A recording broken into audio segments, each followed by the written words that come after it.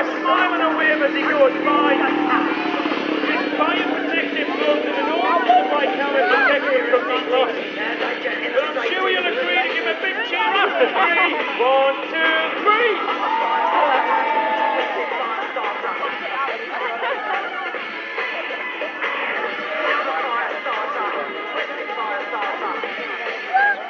Now from motorbikes to buggies.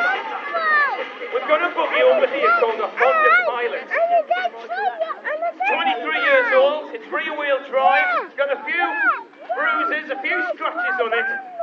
This buggy is a multitasker in this stunt show. And Marky and Big Pete are going to show you what they can do in and on a buggy. Cameras on the buggy, check this out. The kids on this side are going, whoa, already.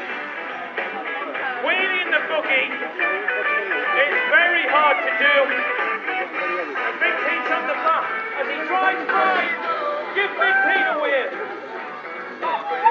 There's a couple of obstacles in this arena. Electric box and a big trailer. They'll be there for the whole show. He drops it back down, but he's going to pop it back up. Get this on video, get this on camera. How slow can Marky go?